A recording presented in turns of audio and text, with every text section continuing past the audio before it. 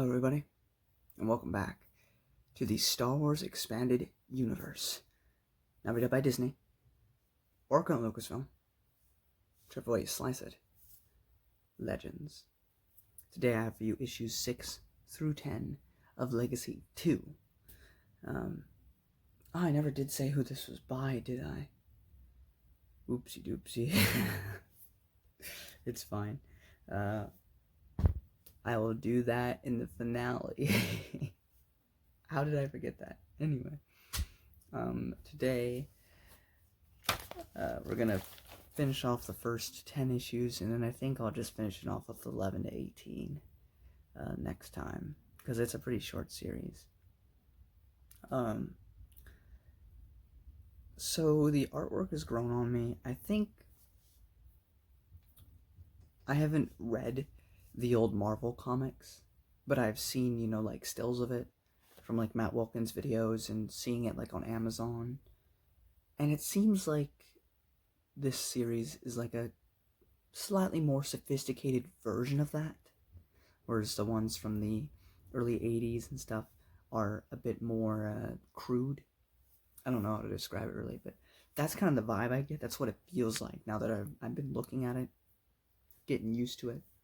And I've actually grown to appreciate it quite a lot. It's different. It's certainly not as detailed as the Legacy of 1 was, but I'm enjoying it. It's grown on me. As for the characters, I still really like the Mon Calamari, what's his name? Suic. I think Zhao is fine. I like Master Vale. I don't know how I feel about the characterization of Fel. I feel like she's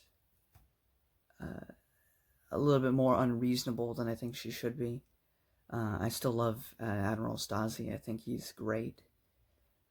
We haven't got much of the Jedi Krook, so I don't have much to say about him. I like AG-37. I still don't understand why he's really helping them, but I like his personality. And yeah, as for the stories here, we get to basically the crescendo, I'll say for non-spoiler wise, crescendo event is on Dak. A lot of stuff goes down on Dak. It's interesting bringing back up the stuff that happened from Legacy 1, because while nothing, not the Clone Wars, not the Second Galactic Civil War, not even Abeloth, nothing was as a crucial and significant and impacting event as the Yusong Vong War was. However, it is nice seeing a relatively big event like trying to exterminate the Mon Calamari people, because that's what Crate was doing in Legacy, and having that be a ripple effect here, and seeing how people are dealing with that, how people feel, losing family members and stuff, all that's really good, stuff that's been done on other things like during the Empire's reign and stuff, and even with the Separatists and what they were doing in the prequels. But still, I enjoy that sort of thing, and so overall I enjoyed these issues. I'm curious to see how it ends. Darth Red is certainly interesting. I think I like him a bit because he follows the rule of 2, and I've always respected any Sith who follows that rule. I think that's when the Sith are the most interesting. Maybe that will change when I get to all the prequel stuff. But I really love Bane and Plagueis, and even though Sidious was kind of lenient with those rules, he still, by technicality, followed them. Because, Darth Maul was an apprentice till he died, and he completely forgot about him. And as soon as he met Anakin, that was his end goal. Dooku was just like a placeholder. And, Ventress was always just a dark side user. She was never, at least to Sidious, a Sith. And neither was when Maul came back, or Savage, or any of them. They were just tools. People have different opinions on Emperor Palpatine. I'm getting off on a tangent, but I always did feel he had this mixed relationship with Vader. I think near the end, when Luke was doing all this epic and amazing feats, I think Vader very much did become a tool, because Vader, for all of his power, was never able to reach his full potential because of those augments. And so when Luke came, he found himself an apprentice that is worthy. He didn't see Vader as worthy anymore. And so he was kind of a tool, a means to an end, so he could get Luke, or that's what he hoped for. But I do think, the prequel era and, in between there was this weird, I care about you, but you're also a tool. It's very weird. But anyway, you still follow the rule too, and I like how Darth Red is trying to bring that back. Reminds me of Bane, so I enjoy that. Of course, I don't think he's anywhere near Bane's level, but I appreciate it all the same. Anyway, for non-spoiler wise with these issue 6, that's simply Bane's rule of 2. We find out that Darth Red is systematically trying to exterminate any and all of the one Sith. He wants to get rid of the one Sith because he wants to bring back the rule of 2, a master and apprentice, one with the power to embody it and the other to crave it. That's what he wants, and he wants Zhao as that apprentice. The one Sith is something he does not approve of, and he wants to get rid of it. So even though he is a bad guy, he's indirectly also helping the good guys by getting rid of the one Sith, if that makes sense. Trial, Denial. I had fun with that title for issue number 7.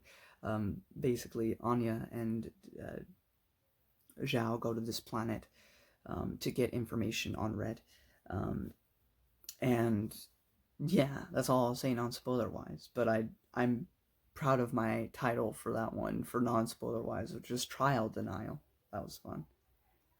Issue 8, Heading to Dak. The information they got on issue number 7 essentially led them to, we need to go to Dak, the homeworld that got destroyed with the Sith toxin. Issue number 9, Under the Sea. That's all I'll say. And then issue number 10 is The Rescue. And that's pretty much all I can say non-spoiler wise. I mean, these are comics, like I said. It's got to keep it nice and short. Overall, as I said, I really enjoy these issues.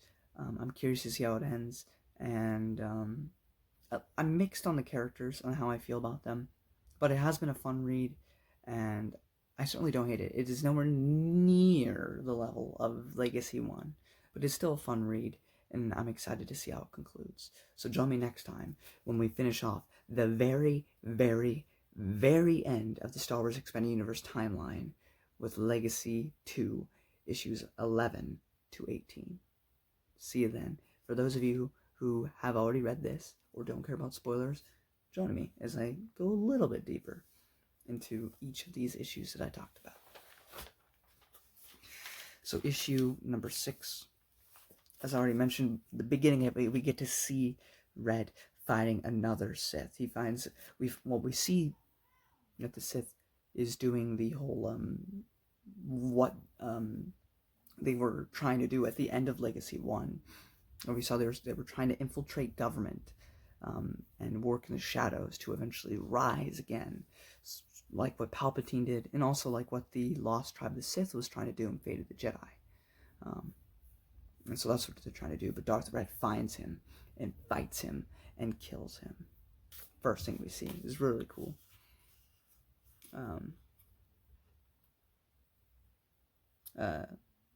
And then Zhao and Anya, they leave the Imperial place because they know that Red is a threat and they want to take him out. Now again, this feels a bit weird. All the information I have on Anya, she is a scavenger, she is, I get it, she just went through this big epic battle. I still don't understand her motivation for wanting to kill this guy. I mean, you look at Han, and he helped him because that was a friend, and I know that's why she did it originally. They're friends, even though it didn't really feel like that. And I guess Han knew Luke and everyone for about the same amount of time in episode 4, but I don't know. It feels weird to I don't know. But regardless, they're off to go find Red. The Monkau Suic is probably my favorite character of this entire comic run. I like his personality. I like how he's dealing with the loss of Dak and, the Mon Calamari that suffered under the one Sith from the last series. And I like that thread being continued. Issue number 7, that might have actually been part of issue 7, but whatever. Issue 7, Fell says penalty is death for Zhao's absence. Because he chose to leave with Anya, he is considered a traitor or whatever, so he has to deal with that.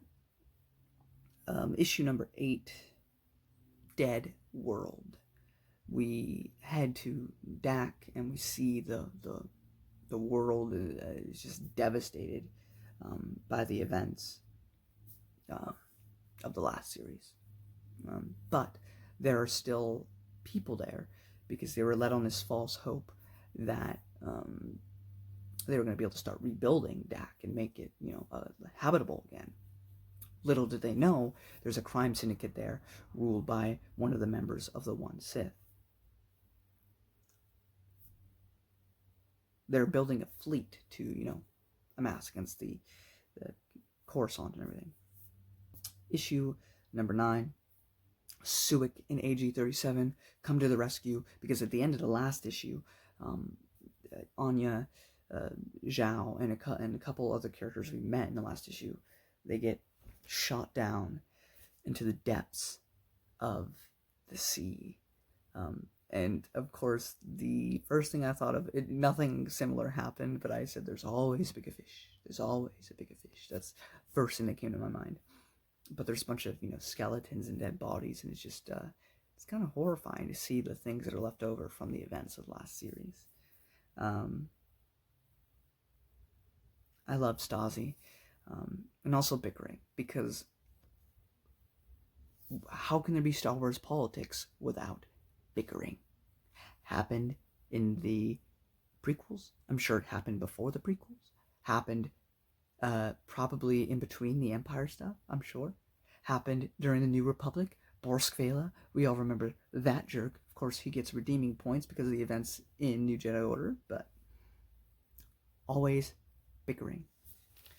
But I like Stasi. I think he's, a straightforward kind of guy, and I didn't talk about him too much in Legacy 1, but I really like him as the head of state and the leader of the Galactic Alliance. And I liked Marashi Fel in the last series. I think you're purposely meant to not like her in this series, but I'm just kind of scratching my head as to why she's so arrogant in this one. Maybe it's just the pressure of leadership, I don't know. But, and her father did get murdered in the last episode because he went crazy, but I don't know. It's weird. I just don't feel like there's enough time to flesh all this out in only 18 issues. But I do really love Stasi, that's all I have to say. And him and Yato Vale, they go to rescue, or come to help aid Anya and friends. Issue 10 is basically one large battle. Zhao eventually kills the one Sith. Anya and friends help save the Mon Calamari people from what was going on, and now they are free at last to do what they please. Though at the very end of the issue, we find out that Zhao did exactly what Darth Red wanted. It seems that he's the one that led them on this chase, on this lead, because they were looking for Darth Red, but they found this one Sith. And for whatever reason, Darth Red couldn't get to him. So, he had Zhao be the executioner for him. Because he really wanted Zhao to be his apprentice. But also, he used him to get exactly what he needed done. Another improper Sith dead. And so he did. And that's where we leave off with issue 10. What will happen with all these characters in the finale? I guess you have to check out my next video to find out what I think of it all in the finale. But thank you all so much for watching. If you enjoyed this video, give it a thumbs up. sharing episodes a ton. Don't forget to subscribe. Let me know what you think of these comics in the comment section below. And as always, I'll see you in the next video. May the Force be with you.